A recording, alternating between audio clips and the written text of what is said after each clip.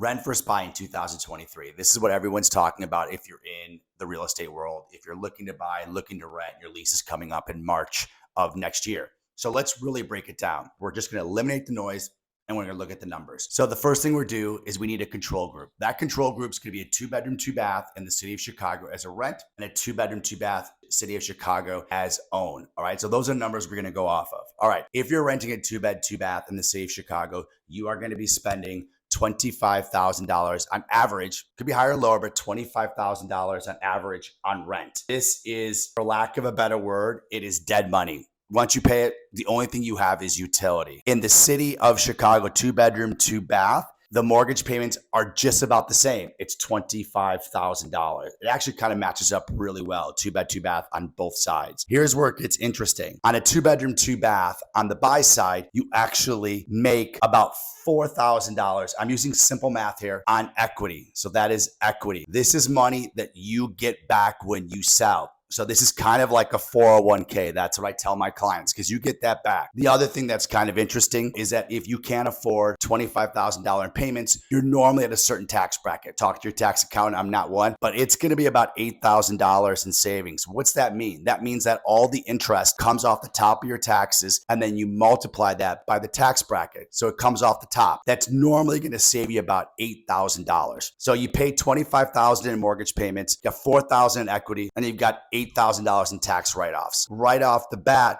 we've made $12,000 versus $25,000 that you spent on rent. Now, hold up. Now, here is the point. In a recession, you normally get about a 5% decrease in price. That's the average. Okay, so if you do get about a 5% decrease in price on an average 2-bedroom, 2-bath in the city of Chicago, that means you're going to lose $22,000. So let's put a minus, we'll put a plus 22 grand because the negative here is on the rent. Now, that's on the average. However, this is the one thing that I've been talking to people about. That $22,000 only occurs when you sell. You're not going to be selling in 1 year. If you are, disregard all of this and continue to rent. But if you're not going to sell in 1 year, you've lost 25, you potentially lost 22, but what you really lost is the 4,000 and the 8,000 in tax savings and equity. That is for sure. So let's just say you realize that loss of $22,000, right? That means you still lost